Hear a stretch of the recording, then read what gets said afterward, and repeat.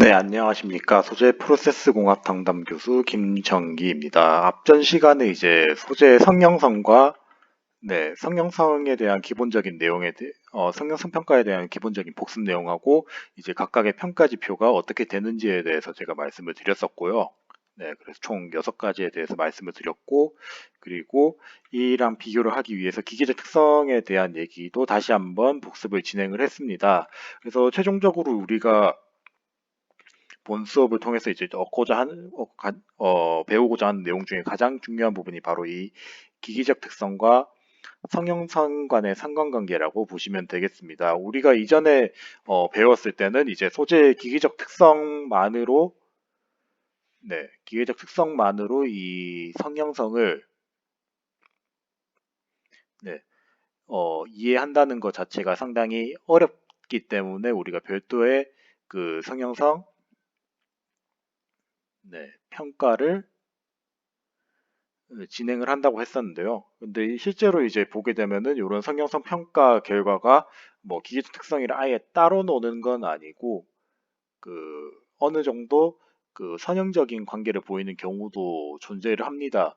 그래서 뭐 소재에 따라서 특정한 기계적 특성 지표들이 존재를 한다고 하면은 이 지표들의 특성에 따라서 이제 성형성의 차이가 발생을 하게 되고 특정한 규칙을 가지고 있다는 것이 가장 중요한 내용이라고 보시면 되겠습니다.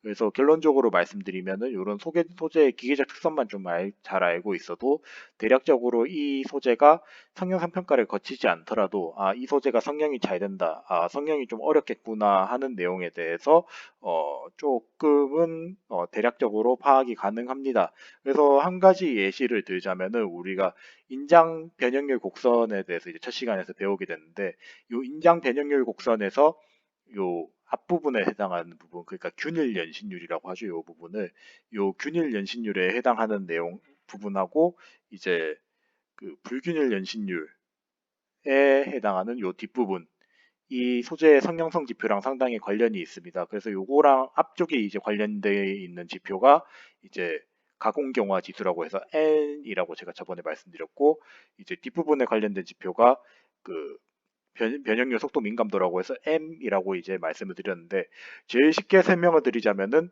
이 균일 연신율,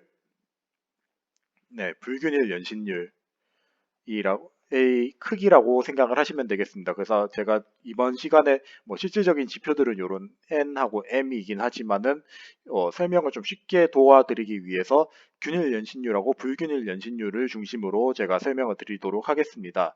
자, 그래서 일반적으로 이제 우리가 제일 대표적인 소재들 제일 대표적인 소재들을 쭉 가지고 와 보면은 왼쪽에 있는 그 응력 변형률 곡선 같은 경우는 이제 여기는 304 스테인리스 강이라고 제가 말씀을 해놨는데, 실질적으로 이런 식으로 보이는 곡선의 제일 대표적인 예는 뭐 저탄소강 같은 재료들이 뭐 이런 비슷한 선형을 보이게 됩니다. 그래서 이런 비슷한 선형의 곡선이 이제 저탄소강이라고 가정을 하고, 여기에 보이는 이제 응력 변현율 곡선을 이제 뭐 고만간강이라든지 뭐 고강도강 정도로 말을 할 수 있을 겁니다. 그래서 대체적으로 저탄소강 같은 경우는 이제 앞쪽에서의 균일 연신율은 상당히 좀 짧은 반면에 불균일 연신율 영역이 상당히 길게 나타나는 거를 요 곡선을 통해서도 확인을 할 수 있고요. 그리고 고만간강 같은 경우는 이제 앞쪽에서의 균일 연신율은 상당히 긴 반면에 불균일 연신율이 뭐 최대 강도 요 UTS라고 적혀 있는 요 값을 지나게 되면 바로 거의 끊어지는 것을 알 수 있습니다. 그래서 이런 소재에 따라서 이제 그 n 값이랑 m 값의 차이가 발생한다는 것을 알 수 있고, 그에 따라서 이제 균일 연신율에 해당하는 가공경화 지수가 이제 뭐 트익 뭐 고만강 고강도강에서는 더 높게 나타나는 걸 알 수 있는데, 여기서는 TRIP라고 해서 이런 식으로 이제 표시를 해놨고요. 그리고 변형률 속도 민감도 같은 경우는 이제 IF강이라든지 LC강에서의 값과 이제 연관이 값이 더 우수해서 이제 요 뒤에서의 불균일 연신율이 상당히 긴 것을 알 수 있습니다. 자, 그래서 정리를 하자면은 이제 고강도강은 N이 높은 반면에 그 M이 낮고, 그리고 저탄소강 같은 경우는 n이 낮은 반면에 m이 높게 나오게 됩니다. 그래서 이 두 가지의 상반된 값을 일단 첫 번째로 주목을 하시고요. 이 그림 같은 경우는 이제 제가 앞 시간에서 보여드렸던 그 성형 한계도 있지 않습니까? 네, 성형 한계도를 이제 서로 다른 두 재료에서 뽑아냈다고 보시면 되겠는데, 뭐 다시 앞으로 가서 보게 되면 성형 한계도를 측정하는 방법 같은 경우는 이제 다양한 모양의 시편들을 이제 성형성 시험을 해가지고 시편이 깨지는 부분 주변에서의 이제 변형률들을 이제 이런 식으로 도시를 해가지고, 네, 뭐 이 정도 이상의 변형을 받게 되면은 성형이 잘 되지 않는다. 네, 성형이 잘 되지 않는다라고 우리가 얘기를 하는 한계 지점이라고 말을 했었습니다. 그래서 이런 식으로 이제 한계 지점을 긋게 되면은 이제 이 존을 넘어가게 되면은 성형이 안 된다고 보시면 되는데요. 재밌는 현상을 볼 수 있습니다. 일반적으로 저희가 이제 그 뒤에서 설명을 드리긴 하겠지만은 요 그 균일 연신율 같은 경우는 약간 좀 늘어나는 부분에서의 이제 성형성하고 관련이 있다고 얘기를 하게 되고, 그리고 불균일 연신율 M 같은 경우는 이제 얘들이 한쪽 방향은 수축하고 한쪽 방향은 늘어나는 이제 드로잉 성질의 영향이 있다고 이제 흔히 얘기를 하게 되는데요. 보시다시피 이제 트립강하고 IF강 요 고강도강하고 그리고 저탄소강을 비교를 해보게 되면은 강도라든지 연성은 일반적으로 이쪽이 좀 더 좋습니다. 고강도강이 이제 강도도 훨씬 더 좋은데 성형을 해보게 되면은 이제 n 값 그러니까 요 늘어나는 쪽 방향으로의 성형 한계 같은 경우는 요 고강도강이 저탄소강보다 좋은 거를 알 수 있습니다. 반면에 이제 네, 그래서 실제로 이런 식으로 보게 되면은 여기서 변형 가능한 영역이 이쪽보다는 훨씬 더 많이 옆으로도 치우친 거를 볼 수 있는데요. 근데 반면에 이제 그 드로잉 영역에서의 결과를 보게 되면은 기존에 우리가 알고 있던 뭐 고강도광이 강도가 더 좋고 연신율이 더 좋으니까 성형도 잘 되겠지라는 생각을 완전히 깨뜨려서 오히려 이제 저탄소강 영역에서의 재료들이 성형성이 더 우수해지는 것을 확인할 수 있습니다.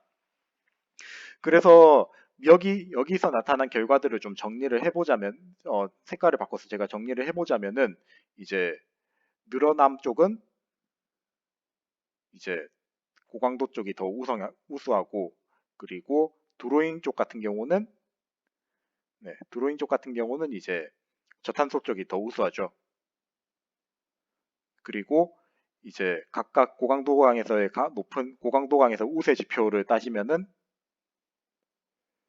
그 균일 연신율이고 이쪽은 그리고 이쪽은 불균일 연신율이 될 거고, 네, 이와 관련된 지표가 이제 n 값이고 n 값입니다. 정리를 해보자면은 이제 저탄소강 같은 경우는 요 m 값이 크기 때문에 n 값이 크기 때문에 이제 드로잉 특성이 더 우수하게 나타난다는 가설을 세울 수 있고, 그리고 고강도강 쪽에서는 n 값이 크기 때문에 요 녀석이 더 우수한 이제 늘어난 성형성을 보인다는 거를 이제 우리가 그 연관을 지을 수 있게 됩니다. 그래서 이런 식으로 이제 그 뭐 이론적인 내용들도 있지만은 경험적으로 이제 대체적으로 이런 그 기계적 특성에서 나온 값이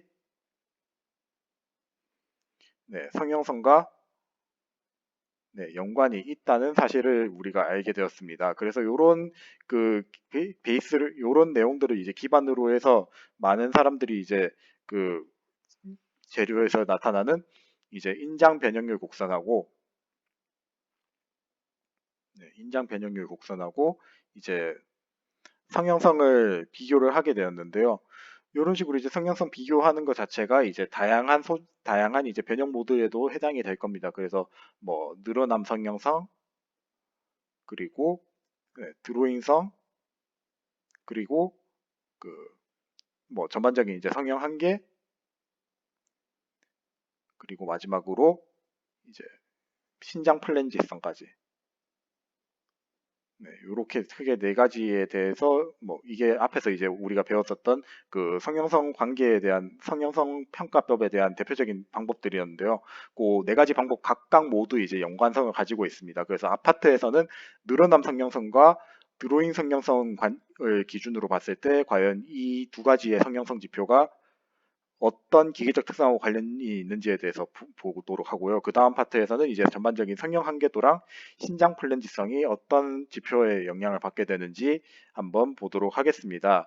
우선 첫 번째로 이제 신장 성형성에 대해서 말씀을 드리도록 하겠습니다. 신장 성형성 같은 경우는 이제 우리가 지표를 설정할 때, 네, 요 리미트 돔 하이트라고 해가지고 판재가 이제 처음부터 펀치에 밀려서 올라가다가 얘네가 딱 톡하고 끊어지는 시점이 있을 건데, 그 톡하고 끊어지는 시점에서의 이제 최대 돔의 높이, 그러니까 최대 이동한 거리를 이제 우리가 말씀을 우리가 ADH라고 얘기를 하게 되었습니다.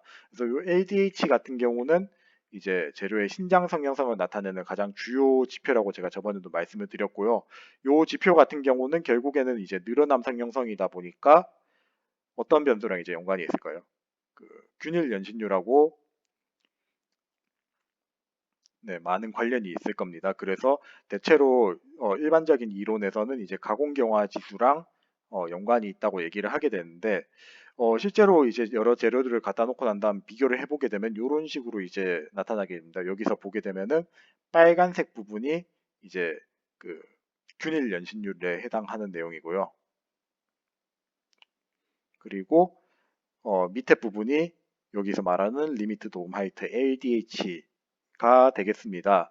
자, 그래서 곡선을 그 선을 그려보게 되면은 이런 식으로 이제 선형적인 관계를 보이는 걸 알 수 있는데, 보면 예외가 있습니다. 뭐 IF 강이라고 해가지고 극저탄소강이라는 그 친구가 존재를 하는데, 이 극저탄소강 같은 경우는 뭐 N이 아무리 N이 낮음에도 불구하고 충분한 이제 LDH 값을 가진 것을 알 수 있습니다. 그래서 뭐 이런 기존의 이제 균일 연신율로 설명을 했을 때는 이제 예외가 존재를 했고, 변형률 속도 민감도를 기준으로 봤을 때도 보면은 이제 그 포스트 그 뒤쪽에 이제 불균일 연신율이 이제 뭐 불균일 연신율에 따라서 이제 요 값들이 일반적으로 어느 정도 경향성을 보일 줄 알았는데, 얘는 원래도 뭐 그렇게 경향성이 크지 않다고 생각을 하고 있었는데 당연히 이 값이 맞지 않았습니다. 그래서 쉽게 말씀드리자면은 뭐 균일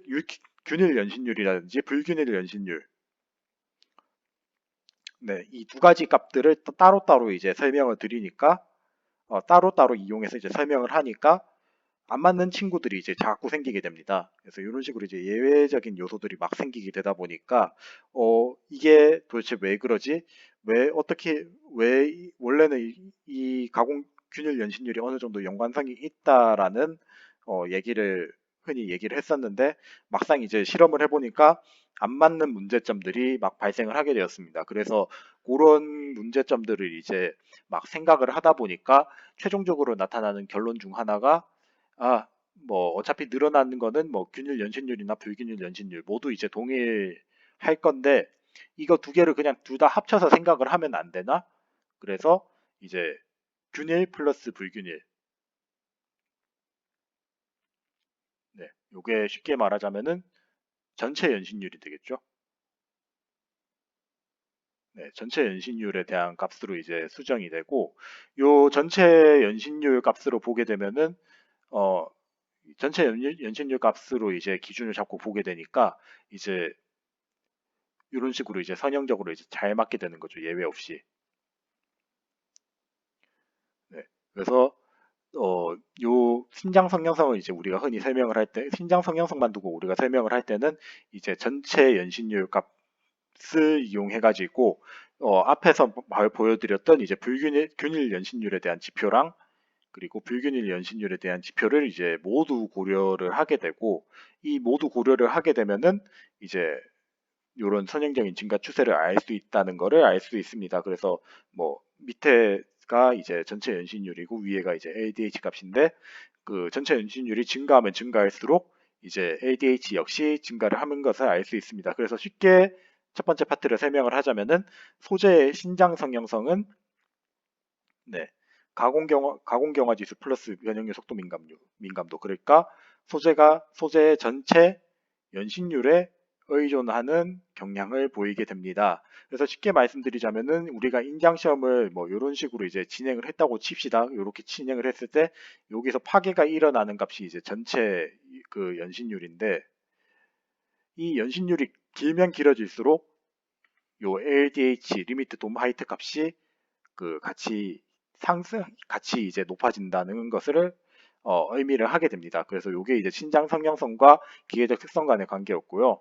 두 번째로 이제 컵 성형성에 대해서 한번 보도록 하겠습니다. 우리가 컵 성형성을 볼 때 이제 가장 주의해야 되는 지표가 리미트 돔 하이트죠. 그러니까 이전에도 제가 설명을 드렸듯이 컵 성형 시험 같은 경우는 이제 서로 크기가 다른 판재 원판 판재들을 이제 계속 컵을 찍어내 가지고 뭐 깊이가 서로 다른 깊은 컵들을 이제 막 찍어내게 되는데 이 컵을 찍다 보면 어느 시점이 되면 컵 성형이 안 되는 한계점 뭐 컵이 터진다든지 하는 그 한계점이 존재를 하게 됩니다. 그래서 이런 식으로 이제 컵이 터질 때 지표를 우리가 이제 그 성형 최대 한계 드로잉비라고 해가지고 네, LDR이라고 저희가 말을 했습니다. 그래서 이 LDR 지표를 이제 흔히 많이 사용을 하게 되는데, 보시면 아시겠지만은 우리가 컵 성형을 했을 때 가장 드로잉 했을 때 가장 나타나는 큰 특징 중 하나가 이렇게 당긴 시점에서 이 두께 방향으로도 다 수축이 일어난다고 얘기를 했습니다. 근데 이게 만약에 두께 수축이 너무 많이 일어나게 되면은 이 벽이 너무 얇아지다가 이 변형이 많이 먹히는 시점 이런 식으로 이제 쭉 내려가게 되는데 변형이 많이 먹히는 시점에서 시편 두께가 이 판자 두께가 일부 너무 얇아지는 상황이 오게 되면은 여기서 파괴가 일어날 수 있겠죠. 그래서 이런 식으로 이제 파괴가 일어나서 이제 성형이 실패하는 경우가 많아지는데 그 말인즉슨 이제 제일 중요한 게 요 두께 수축량이 작으면 작을수록 이제 두께 저항성이 이제 커지다 보니까 네,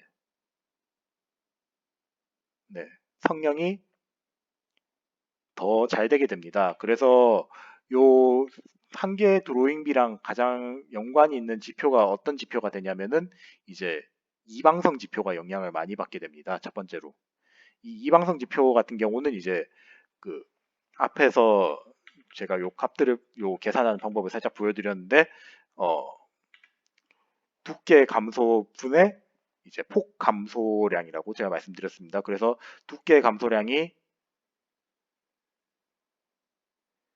작아지면 작아질수록 네, R 값이 커지게 됩니다. 그래서 요 결과랑 이제 성형성 간의 관계에 대해서 설명을 드리자면은 이제 R 값이 커지면 커질수록 이제 두께 감소 저항성이 커지게 되죠. 그러니까 두께 감소된 양이 작아지니까.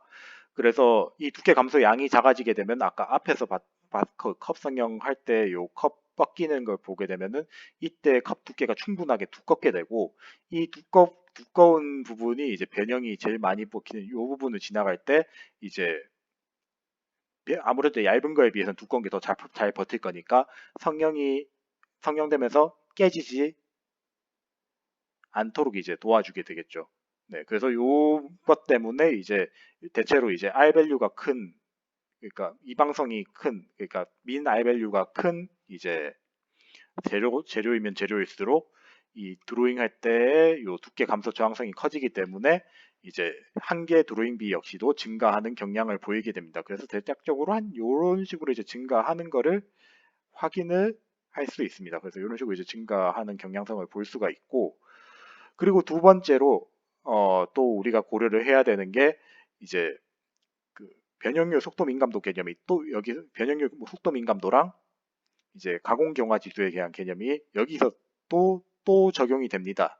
왜냐하면은 이제 결국에는 이런 식으로 이제 컵 성형을 했을 때 변형이 많이 먹히게 되면은 변형률이 그러니까 연신율이 작은 친구들 같은 경우는 네, 연신율이 작은 재료들 같은 경우는 이제 변형이 많이 먹히게 되면은 버티다 보니까 아, 더 이상 못 버티겠어 하고 쉽게 톡 끊어지는 경우가 굉장히 많은데 요 변형이 이제 연신율이 이제 큰 재료들 같은 경우는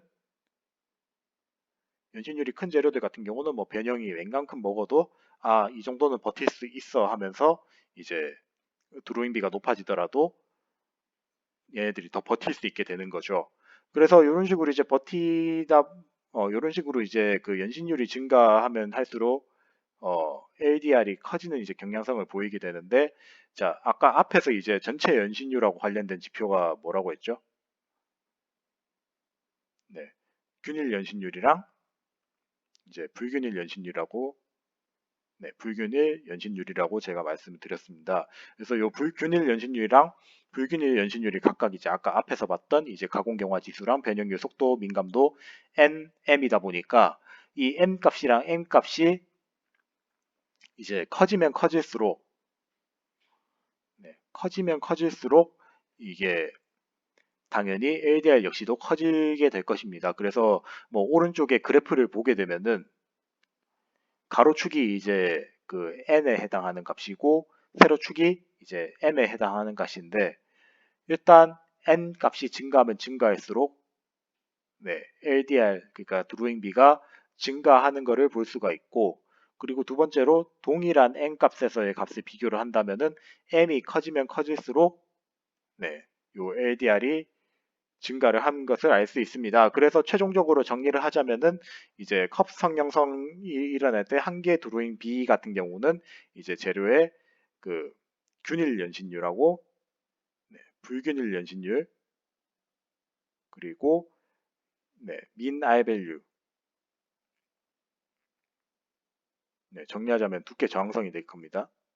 네, 두께 수축 저항성, 네, 이렇게 세 가지의 영향을 받게 되고 어, 두 요 균일 연신율이 증가하건 불균일 연신율이 증가하건 간에 요 두 가지의 지표가 증가하면 증가할수록 소재의 이제 그 한계 드로잉비가 좋아지고, 그리고 그 민 알밸류라고 해가지고 이제 두께 수축 저항성이 커지면 커질수록 이제 더 두꺼운 두께를 유지하면서 변형률이 집중되는 부분에서 더 많이 버틸 수 있기 때문에 드로잉비가 향상이 된다고 제가 언급을 했었습니다. 그래서 최종적으로 이제 소재의 컵 상향성 역시도 이제 요 연신율하고 네, 이 연신율하고 이제 이방성 값에 영향을 받게 된다는 것을 알 수 있게 되었습니다. 그래서 이런 식으로 이제 소재의 성형성을 좀 정리를 할 수 있고, 그리고 최종적으로 이제 그 이 앞에서 말씀드렸던 뭐 늘어남 성형성하고 이제 드로잉성을 비교를 해보게 되면은 이 늘어남성하고 드로잉성이 뭐 따로따로 갈 수도 있겠지만 같이 봐야 되는 부분이 생기지 않습니까? 그래서 그거를 보기 위해서 우리가 성형 한계를 어, 요 개념을 끌고 오게 됩니다. 근데 아까 앞에서 봤을 때 늘어남 성형성하고 드로잉성 성형성에 공통적으로 영향을 미치는 요소를 보게 되면은 이제 연신율이죠, 결국. 그래서 균일 연신율하고 이제 불균일 연신율 두 가지의 지표를 확인을 할 수 있었고요.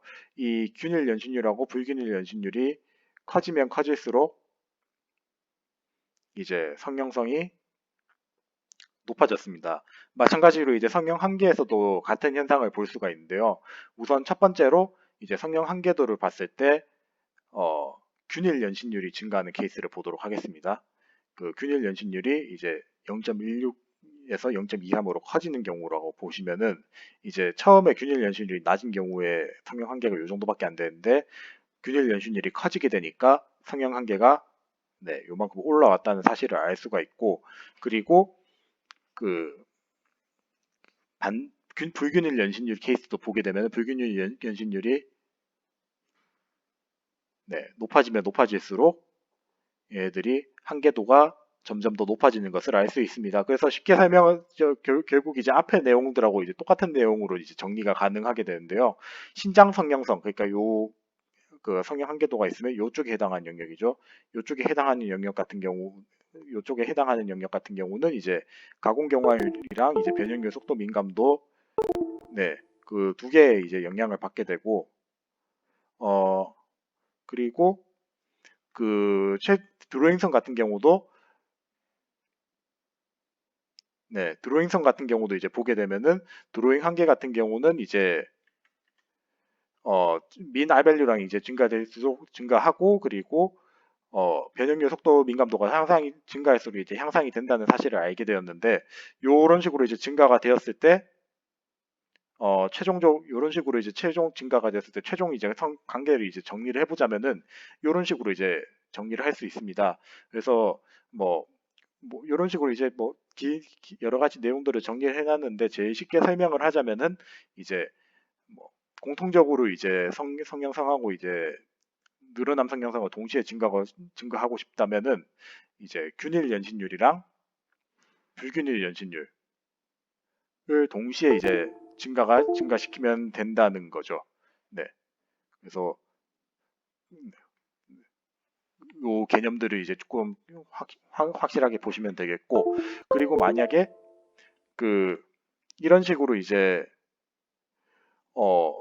소재에 대한 이상적인 개념들을 좀 설계를 한다면은 제일 중요한 요소들이 어떻게 되냐면은 과연 이 균일 연신율하고 불균일 연신율을 동시에 향상시킬 수 있을까라는 문제가 될 겁니다. 왜냐하면 많은 사람들이 이제 생각할 수 있는 것 중에서 제일 어, 난제가 뭐냐면은 그러면은 이런 식으로 그 균일 연신율하고 불균일 연신율이 동시에 높아진다고 하면은 그럼 이거 두 개가 다 좋은 재료를 만들면 되지 않습니까? 라는 이제 질문을 할 수가 있는데 어 그렇죠. 실제로 이제 우리가 생각을 하게 되면 이 n 값하고 n 값이 동시에 좋은 재료들을 설계를 하게 되면은 뭐 그런 식으로 이제 디자인이 가능해지겠지만은 실질적으로 우리가 그런 디자인들을 생각을 했을 때 요 동시에 n 값이랑 n 값이 좋아진 경우가 잘 존재하지 않습니다.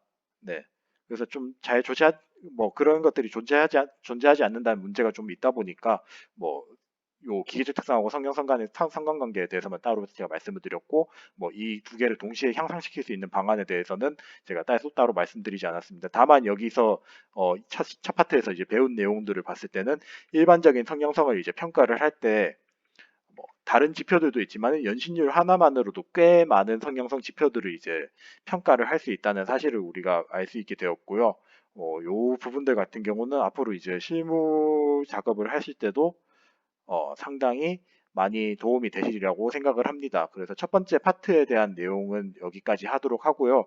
두 번째 파트에서는 이제 신장 플랜지성에 관한 내용에 대해서 제가 설명을 드릴 건데, 이 파트가 제가 그 내용이 좀 짧긴 하더라도 설명드릴 부분이 굉장히 많습니다. 왜냐하면은 앞에서 봤던 부분들 같은 경우는 연신율 하나로 모든 게 다 거의 대부분 다 설명이 가능한데, 뒷부분 같은 경우는 지금 뭐 나중에 설명을 드리겠지만은 뭐 강도랑 연관이 있는 것도 아니고 그렇다고 뭐 연신율하고 연관이 있는 건 또 아닙니다. 그래서 뭐 이런 것들 때문에 이제 새로운 개념을 좀 가져와야 되는데 그 부분이 생각보다 그렇게 쉽지는 않습니다. 그래서 다음 파트에서는 이제 신장 플라스틱성을 설명할 때 뭐 여러 가지 지표들을 사용해서 이제 비교를 해본 사례에 대해서 먼저 말씀을 좀 드리도록 하고 그 사례에 기반해서 이제 어떤 문제들을 좀 약간 비교를 해보는 게 좋을지에 대해서 말씀드리도록 하겠습니다. 사실 이 부분이 이제 요즘 성형을 할 때 있어서 제일 좀 중요한 부분이다 보니까 좀 무게를 두고 제가 설명을 드리도록 하겠습니다. 그럼 첫 번째 파트에 대한 설명은 여기서 마치도록 하겠습니다. 감사합니다.